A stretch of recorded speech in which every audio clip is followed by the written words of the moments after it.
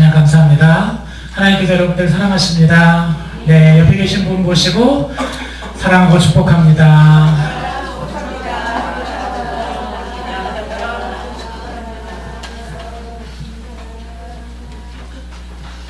시선을 어디다 둬야 될지 모르겠어요. 너무 퍼져 있었어. 네. 저희가 이거 마태복음 26장과 27장은요, 특별히 두 사람이 나오죠. 근데 제가 이게 더 특별하게 보이는 이유는 예수님이 십자가에 달리시는 장이 27장이거든요. 근데 27장 전에 가장 급박한 그 시점에 마태라고 하는 사람은 두 사람에 대한 이야기를 하고 있습니다. 예수님은 쑥 빠지고 중요한 그 드라마의 거의 마지막 부분에서 주인공은 사라지고 주인공과 관련된 두 사람의 이야기를 하고 있다는 거죠. 아주 길게요. 2장에 걸쳐서 이야기합니다. 그게 누구냐 하면 베드로와 가룟 유다에 관계된 이야기를 하고 있습니다. 그 이유는 두 가지죠. 가장 중요한 순간에 예수님이 아니라 그 두 명의 이야기를 하는 이유는 나름대로 의미가 있어서, 아니면 어떤 특별한 교훈을 주기 위해서 그 두 사람의 이야기를 하고 있는 겁니다. 서로 상반되게 나옵니다. 똑같은 게 있다면 가룟 유다도 예수님을 배신했던 거고, 또한 베드로도 예수님을 배신한 거죠. 똑같이 예수님이 보시기에는 다 자기를 떠난 두 사람인데, 가룟 유다는 스스로 자기의 잘못을 알았음에도 불구하고 스스로 목숨을 끊는 걸로 자기 인생을 끝맺음하고, 베드로는 아니죠. 철저히 회개하고 180도 돌아서 그 인생을 새로 시작합니다. 다시 말하면 힘들고 어려운 환난과 어려움 중에 너희들은 어떤 사람의 인생을 선택할 거냐를 우리에게 말해주고 있는 겁니다. 다시 말하면 회개라고 하는 거죠. 아무리 어려움 당하고 누구나 다 실망과 실패를 했어도 회개하고 돌이키면 다른 인생을 살 수 있다라고 말해주고 있는 겁니다. 회개는 찢으셨으나 싸매어 주시는 하나님의 축복을 가져오게 하는 방향 전환의 통로라고 말합니다. 그 다음에 우리가 읽은 호세아서 14장은 호세아서의 마지막 장입니다. 호세아서 14장은 이스라엘에 대한 회개해라, 회개하고 돌아왔을 때 하나님이 어떻게 하시리라 하는 이야기를 해주는 게 호세아서 14장 1절에서 9절까지의 말씀입니다. 호세아서의 마지막 장에 호세아가 말해보자 하는 건 딱 한 가지예요. 돌아오라 라고 하는 게 호세아서의 주제입니다. 주 너의 하나님께 돌아오라. 죄로 인하여 넘어지고 쓰러졌지만 말씀을 받들고 주님 앞에 나와라. 그러면 너희에게 하나님께서 이렇게 해주시리라. 근데 여기서 말씀을 받들고 오라 라고 하는 말의 의미가 중요합니다. 그럼 어떤 말씀을 받들고 가야 되는가? 어떤 약속의 말씀을 붙들고 하나님께 가야 되는가? 가장 좋은 것은 약속한 건 반드시 지켜야 되는 거잖아요. 하나님 이렇게 약속해 주셨으니 제가 하나님의 약속의 말씀에 의지하여서 나갑니다 라고 말을 하는 겁니다. 어떤 약속의 말씀인가? 이사야서 55장 7절에 악인은 그 길을, 불의한 자는 그 생각을 버리고 여호와께 돌아오라. 그리하면 그가 긍휼히 여기시리라. 우리 하나님께로 나오라. 그가 널리 용서하시리라. 이 약속의 말씀을 믿고 나오라는 겁니다. 또 예레미야 3장 14절에 나 여호와가 말하노라. 배역한 자식들아 돌아오라. 나는 너희의 남편이다. 다시 말하면 너를 책임져 줄 사람이다 라고 하는 것을 의지하고 나오라는 겁니다.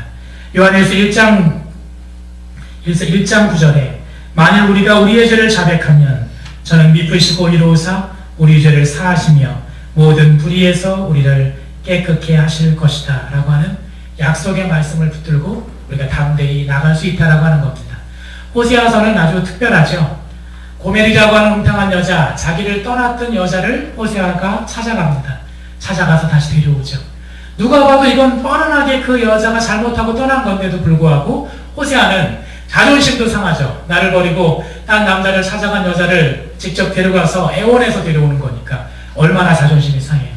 자존심이 상했음에도 불구하고 가서 그 음탕한 여자를 데려다가 같이 삽니다. 이건 하나님이 그렇게 시켰어요. 뭐냐 하면 이스라엘이 그렇다는 거죠.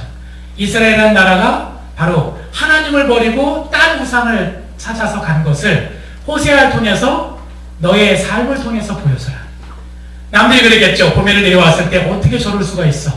어떻게 저렇게 자존심도 없어? 말하겠지만 그때 호세아에게 이렇게 말하는 겁니다. 이게 바로 하나님의 사랑입니다. 당신들이 나를 떠났지만 나는 그래도 당신을 사랑합니다. 바로 남편된 하나님을 떠난 이스라엘 백성을 향하여서 하나님은 호세아에게 그런 일을 행하라고 말을 합니다. 호세아서 마지막 장에서 호세아의 마지막 호소를 통해서 하나님께서는 어떤 이들에게 새로운 회복과 구원의 삶을 약속하시는지를 우리에게 보여주고 있습니다. 호세아는 마지막으로 회개함으로 돌아온 자들에게 세 가지로 이런 고백을 듣길 원한다. 너희들이 다시 돌아왔을 때 나에게 이런 말을 해줬으면 좋겠어. 때론 자녀들도 부모들에게 할 말 많죠. 하지만 부모들도 자녀들에게 듣길 원하는 말이 있습니다. 내가 나중에 이렇게 말해줬으면. 마찬가지로 하나님도 우리에게 이 세 가지 고백을 듣고 싶어 하시는 거예요. 다른 모든 내가 손해를 보았지만 네가 우리 집에 돌아와서 이 세 가지만을 고백했으면 좋겠다.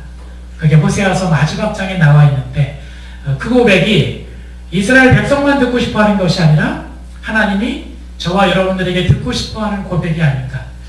다른 많은 손해를 보면서도 이 말은 꼭 내가 듣고 싶어 하는 그 세 가지를 연말이 다 지나가는 이 시점에 이화교회 교우분들도 하나님께 그런 고백을 하셨으면 좋을 것 같습니다. 다른 큰 어떤 물질을 드리는 것이 아니라 이 세 가지 고백, 그 말 세 마디만으로도 우리 마음이 흡족할 그 세 가지 고백을 드리시길 바랍니다. 첫 번째, 하나님이 우리에게 듣기를 원하시는 첫 번째 고백은 호세아서 14장 3절에 나와 있습니다. 제가 읽겠습니다. 우리가 아수르의 구원을 의지하지 아니하며 말을 타지 아니하며 다시는 우리 손으로 만든 것을 향하여 너희는 우리의 신이라 하지 아니하오리니 이는 고아가 주로 말미암아 긍휼을 얻음이니라 할지니라. 하나님 우리에게 첫 번째 듣기를 원하시는 게 뭐냐 하면 제가 하나님을 의지하겠습니다 라고 하는 말을 듣고 싶어 한다는 거예요. 아수르의 구원을 의지하지 말고 하나님을 의지하라는 말입니다. 우리가 무엇을 의지한다는 것은 그 무엇에 나를 맡기는 것입니다. 또 그것에 내 소망을 둔다는 것을 의미합니다. 그것은 곧 의지하는 그것이 무너질 때 나도 같이 무너진다라고 하는 겁니다. 저와 여러분들은 지금 무엇을 의지하고 있는지를 보세요. 교회 나와서 하나님께 의지한다고 기도하지만 실제로 내가 진짜 의지하고 있는 것이 무엇인가? 시편 37편 5절 6절에 너의 길을 여호와께 맡기라. 저를 의지하면 저가 이루시고 내 의를 빛같이 나타내시며 내 공의를 정오의 빛같이 하시리로다. 하나님을 의지하고 그에게 의지하면 그가 이루신다라고 하는 약속의 말씀입니다. 또 시편 146편에 이렇게 말합니다. 방백들을 의지하지 말며 도울 힘이 없는 인생도 의지하지 말지니 그 호흡이 끊어지면 흙으로 돌아가서 당일에 그 도모가 소멸하리로다. 야곱의 하나님으로 자기 도움을 삼으며 여호와 자기 하나님에게 그 소망을 두는 자는 복이 있도다. 영원한 도움이고 소망 되실 분을 의지하시기를 바랍니다. 마태복음 10장 28절입니다. 몸은 죽여도 영혼은 능히 죽이지 못하는 자들을 두려워하지 말고 오직 몸과 영혼을 능히 지옥에 멸하시는 자를 두려워하라. 두려워야 할 사람을 두려워하고 의지해야 할 사람을 의지하시기를 바라야 하는데 우리가 진짜 두려워해야 될 사람은 하나님이라고 하는 것. 그래서 그 수많은 사람들이 그렇게 순교할 수 있었던 것 중에 배경은 우리가 두려워할 사람이 누구인지 또 우리가 가야 할 곳이 어딘지 아는 사람이 그 일을 행했다라고 하는 것이죠. 그리고 시편 115편에 이런 말이 나옵니다. 이스라엘아 여호와를 의지하라. 그는 너희 도움이시요 너희 방패시로다. 환난 날에 만날 큰 도움이고 피할 바이고 방패가 되시는 분은 바로 하나님이라고 하는 것. 하나님을 의지하라고 하는 말. 다시 말하면 우리가 저 하나님을 믿어요. 하나님을 의지해요. 이 말을 하나님이 첫 번째로 듣길 원하신다는 거죠.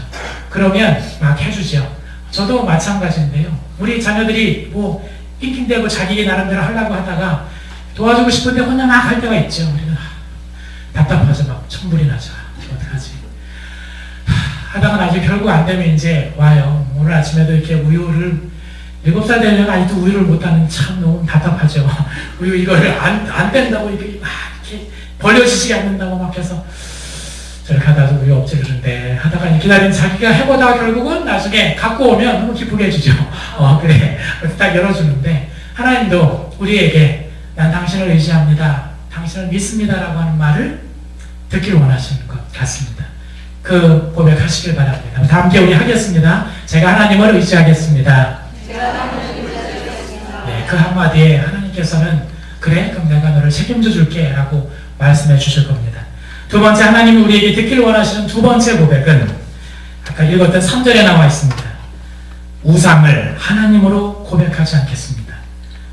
바꿔 말한다면 제가 하나님을 하나님으로 고백하겠습니다 라고 하는 고백을 듣고 싶어 하시는 거예요. 인간의 손으로 만든 우상이 하나님이 될 수 없음을 깨닫고 하나님을 하나님으로 고백하시길 바랍니다. 과학이 발달하지 않았던 옛날보다 지금 이 시대가 더 많은 우상을 갖고 있는 거 아시죠? 손으로 깎아 만든 나무나 돌이나 금은이 아니라 수백 배, 수천 배 더 많은 우상들이 이 시대에 존재합니다. 사람들의 탐심이나 외로움, 그리고 집착과 불확실한 미래가 우리로 하여금 더 많은 우상을 만들어냅니다. 많은 사람들이 자기를 지켜줄 대상을 찾습니다. 자신의 외로움과 두려움을 해결할 그 어떤 것들을 만들어 섬기려고 합니다. 제가 어젯밤에요, 아이들이랑 딱지 먹기, 요새 그걸 팔더라고요. 동그란 딱지 아세요, 혹시? 동그란 딱지에 별도 이렇게 막 있고요. 글자도 있고요. 그래서 예전에 그거를 딱지 먹기를 하죠. 이렇게 해서 뭐 별만, 뭐 글자만 해서 딱지 먹기를 했습니다. 아실 거예요. 그거 아무 돈도 안 되는 걸 그걸 왜 그렇게 했는지 잘 모르겠지만 그거를 갖고 왔어요. 그래서 어제 그걸 하다 그래서 한번 알려줬죠. 뭐 별만, 뭐 사람만, 뭐 이런 걸 해요. 하는데 딱 이거를 제가 했는데 딱지 먹기를 했는데 애들이 이제 가죠. 근데 애들이 어느 순간 시키지도 않았는데 갑자기 기도를 하는 거예요. 그것도 하나님께 기도하지 않아. 운명이 하면서 막 던지면서 뒤에서 막 내 운명이라고 하면서 이건 또 뭔가 사람들은 불확실하죠. 이걸 가면 잃을까 딸까를 모르니까 내가 이건 좀 비신앙적이다. 하나님께 기도하지 않고 애들이 갑자기 뭐 신령님을 찾고 막 그러는 거예요. 애들이. 그래서 소원이가 찾지 마. 찾는다고 달라질 건 없어. 그러면서 이제 하는데 그러다가 한번 딱 맞으니까 걔가 신령님을 계속 찾더라고요. 아 이거 상태 안 좋다 하면서 그 불확실하죠. 뭔가 따기를 원해요. 그러니까 이제 그 일을 하는 겁니다. 실제로 그분이 다 대학을 나오고 하신 분인데 어떤 학생이 했던 말이에요. 교회를 못 다니는 학생이 갑자기 목욕탕에 늘 나오는 학생입니다. 교회를 다니고 1학년 때 교회를 못 다니게 했다는 거예요. 부모님이. 이유는 한 가지예요. 네 오빠가 고3인데 점을 봤더니 네가 교회 다니면 오빠가 대학을 떨어진다는 얘기를 했다는 거예요. 그래가지고 걔가 울면서 목욕 찬양을 나오는 아이입니다. 그래서 항상 운 이유가 그거였어요. 교회 엄마가 못 다니게 해요. 최근에 알았어요. 이번에도 교회 다닌대요. 왜냐 그랬더니 오빠가 대학을 갔기 때문이죠. 근데 중요한 건 걔는 엄마 모르게 이미 교회를 다녔어요. 1학년 때도 엄마 모르게 다녔던 거예요. 근데 엄마는 어쨌든 점을 봤더니 얘가 교회를 다니면 오빠가 대학을 떨어진다고 했기 때문에 그랬다는 거예요. 근데 그분이 뭐 소위 말하는 못 배운 분도 아니신 거예요. 근데 요즘 시대가 그런 걸 찾게 됩니다. 이 시대에 모속신앙이 다시 부릴 때 일어나는 이유를 사회학에서 4가지로 분리해 놓은 걸 봤습니다. 왜 이 시대에 과학이 주술처럼 여겨지는 이 시대에 왜 모속신앙이 더 발전하는가? 그 이유는 첫 번째가 불확실한 미래 때문에, 두 번째가 세상 정보에 대한 불확실과 불신 때문에, 세 번째가 운명론에 대한 믿음 때문에, 네 번째가 선택의 불확실성 때문에. 여기에 공통점은 불확실하다는 거예요. 불확실함 속에서 확실하게 뭔가라도 좀 확신을 얻기 위해서 뭔가를 찾는다는 거예요. 우상을 만든다는 거예요. 징크스를 만든다는 거예요. 그게 바로 이 시대의 모습이라는 겁니다. 불확실한 미래와 선택의 두려움이 우리 안에서 우상을 만들어냅니다. 그러나 성경은, 그리고 호세아는 이렇게 말합니다. 인간의 손과 생각으로 만들어낸 우상이 우리를 지켜주지를 못한다. 그것이 결코 하나님이 될 수 없다. 그 만들어낸 그런 우상만이 아니라 우리가 보는 그런 사람이 하나님이 될 수 없다는 거죠. 우리가 만들어낸 그 어떤 물질이 하나님이 될 수 없다라고 하는 이야기입니다. 우상을 하나님으로 고백해서도 안 되지만 하나님을 우상으로 생각해서도 안 됩니다. 이 말의 뜻은 사람이 우상을 만드는 이유는 우상을 예배하기 위함이 아니라 우상을 통해서 뭔가 얻기 위해서 우상을 만드는 겁니다. 우상이 목적이 아닙니다. 그 우상을 통해서 무엇인가를 얻기 위해서 우상을 만드는 겁니다. 수단이요, 조건이죠. 그러나 하나님은 우리의 수단과 조건이 아닙니다. 저기 믿던 사람이 잘 들어주니까 하나님을 그렇게 믿는 거, 그거 무속신앙입니다. 교회 안의 무속신앙이죠. 내가 저기서 빌다가 안 되니까 하나님 잘 들어줘? 그렇게 한다면, 거기서 머문다면 하나님조차도 그냥 무속신앙의 우상이 될 수밖에 없다라고 하는 사실입니다. 하나님은 인격적인 분입니다. 인격적인 관계를 맺고 싶어 하시는 분입니다. 하나님은 목적으로 우리를 대해 주셨습니다. 그렇기 때문에 예수님을 십자가에 달아 돌아가시게 하신 이유가 거기 있는 겁니다. 수단을 위해서 목숨을 내보는 사람은 아무도 없습니다. 그것이 목적이기 때문에 목숨을 내어 주신다라고 하는 겁니다. 세상에 그 어떤 우상도 나를 위해 죽었다라고 하는 우상은 없어요. 나를 위해서 대신 희생했다라고 하는 우상은 존재하지 않습니다. 더 나아가서 그 어떤 우상도 너가 어떤 존재야, 너가 어떤 사람이야 라고 말해주는 우상도 존재하지 않습니다. 호세아 6장 1절에서 3절에 여호와를 알아라, 힘써 여호와를 알라라고 호세아가 외친 그 이유도 여기서 이 아에다라고 하는, 야다라고 하는 히브리어의 그 말은 그냥 아는 것이 아니라 그 동정녀 마리아가 그 말하잖아요. 천사가 와서 너에게 태어날 아기가 있다 했을 때 제가 남자를 알지 못하는데 어떻게 제게 아기가 생기겠습니까? 그때의 그 알다입니다. 그것은 그냥 생각으로 아는 게 아니라 몸으로, 경험으로 모든 것을 안다라고 하는 겁니다. 너가 하나님을 알아야 되는데 그 안다라고 하는 건 그냥 알아요. 그냥 하나님 어떤 분이죠가 아니라 몸으로 체험하여서 알고 마음으로 깊이 알아야 된다는 거죠. 알게 되면 우리가 하나님을 그런 식으로 대할 수가 없다라고 하는 겁니다. 하나님이 나를 어떻게 대해 주셨는지를 안다면 우리가 하물며 그렇게 대할 수가 없는 것이죠. 자녀들이 부모에게 효도하는 경우 아니면 여전히 철들지 못하는 이유는 다음이 그런 겁니다. 우리가 그러죠. 네가 어떻게 자라고 어떻게 키워졌는지 알면 너 부모님한테 이렇게 할 수 없어. 그거와 똑같은 겁니다. 하나님 우리에게 어떻게 해주셨는지를 우리가 정말 몸으로 알고 여전히 이렇게 깨달아 알았다면 설마 하나님한테 그렇게 할 수는 없죠. 때로는 40, 50이 돼도 부모에게 때로는 막 모아놓는다고 요새도 그런 거 나오잖아요. 이렇게 모아놓는다고 막 부모를 때리고 그냥 부모에게 냉방해 하면서 그냥 그 삼각김밥 갖다 주는 그 자녀들에 대한 기사가 어제 오늘 실렸습니다. 과연 부모가 우리에게 어떻게 잘못해 줄 수도 있겠죠. 하지만 정말 부모가 그렇게 키웠다는 걸 안다면 과연 그렇게 대할 수 있을까? 하나님이 여러분들에게 해주셨던 그 은혜를 깨달아 안다면 우리가 이렇게 해서는 안 된다라고 하는 것, 그거를 깨닫는 것이 효도요, 그걸 깨닫는 것이 하나님의 은혜에 보답하는 그 일이요, 그게 바로 예배가 된다라고 하는 겁니다. 오늘 하나님을 우상과 조건이 아니라 인격적으로 하나님을 하나님으로 고백하시는 저와 여러분 되시기를 간절히 축원합니다. 이 함께 우리 고백하겠습니다. 우상을 하나님으로 고백하지 않겠습니다. 네, 세 번째 하나님이 듣기를 원하는 고백은 재물이 아니라 마음을 드리겠습니다. 2절에 있는 말씀입니다. 너는 말씀을 가지고 여호와께 돌아와서 아뢰기를 모든 불의를 제거하시고 선한 말을 받으소서. 우리가 숫송아지를 대신하여 입술의 열매를 주께 드리리이다. 숫송아지 대신에 우리의 마음의 고백을 드리겠다는 겁니다. 왜냐하면 하나님이 원하시는 것은 마음이기 때문입니다. 하나님은 가난한 분 아니신 거 아시죠? 우리가 헌금을 많이 한다고 하나님이 더 좋아할 것이냐? 아니죠. 아닙니다. 중요한 것은 그걸 귀한 걸 드릴 정도의 마음이 있기 때문에 그가 더 귀하게 여기시는 거지 그 액수 자체가 중요한 것이 아닙니다. 다시 말하면 하나님이 받으시길 원하시는 것은 마음이다 라고 하는 겁니다. 마음은 저기 다른 우상에게 가 있으면서 몸만 하나님 앞에 와 있는 것, 많은 재물을 바친들 하나님은 결코 기뻐하지 않으신다라고 하는 겁니다. 호세아 시대 자체가 그런 시대입니다.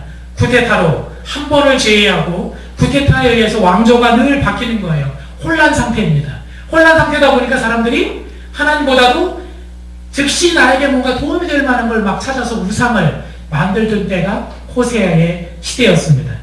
그런 시대적 상황 속에서 호세아의 눈에 비친 이스라엘의 그 백성들은 신의를 저버린 거예요. 남편을 두고 떠나버린 신부였습니다. 그래서 호세아의 예언은 자기 신부가 다른 남자의 품에 안겨있는 것을 보아야 하는 속상한 남편의 심정을 하나님의 마음으로 대변해서 말해주는 겁니다. 그래서 호세아서는 이렇게 말하죠. 내가 원하는 것은 재물이 아니라 사랑이다. 제물을 바치기 전에 이 하나님의 마음을 먼저 알아가고 호세아 6장 6절의 말씀입니다. 하나님이 받기를 원하고 하나님이 알아주기를 원하는 것은 마음입니다. 진정한 사랑입니다. 마음이 없고 행동만 있는 것을 외식한다라고 말하고 마음만 있고 행동이 없는 것은 죽은 믿음이라고 말합니다. 이와 교회 식구들이 마음으로 믿고 입으로 시인하고 행동하여 구원에 이르는 믿음의 자녀들이 되기를 바랍니다. 특별히 한 해를 마무리하는 이와 교회 식구들이 다시 마음과 몸을 돌이켜서 하나님께로 돌아오시기를 바랍니다. 별 따라야 될 때예요. 매년 바뀌지만 12월 달에 다시 한번 내가 주님 가운데 돌아가야겠다. 우리의 신앙에 느슨해진 신앙의 줄 다시 한번 팽팽히 당기시고 세상에도 더 이상 큰 소망 없다면 돌아올 것은 하나님밖에 없습니다. 한번 하나님께 한번 걸어보세요. 걸어보세요. 파스칼도 도박 이론이라는 거 했잖아요. 네, 걸어보시길 바랍니다. 다른 곳에 소망 없다면 막연히 흘러가는데 두지 마시고 한번 하나님께 모든 걸 걸고 한번 새해를 시작하시는 저와 여러분 되었으면 좋겠습니다. 과연 하나님이 어떻게 하시는지를 보시고 나아가시길 바랍니다. 그리고 오늘 주님 가운데 이 연말에 하나님께 회개하며 이렇게 고백하시면 좋겠습니다. 이제 하나님만 의지하며 살겠습니다. 우상을 하나님으로 고백하지 않고 하나님 말을 섬기겠습니다. 내 마음과 정성을 하나님께 드리겠습니다. 그리고 우리 안에 어떤 일이 일어나는지를 함께 기대해 보시는 저와 여러분 되시기를 주님의 이름으로 축원합니다.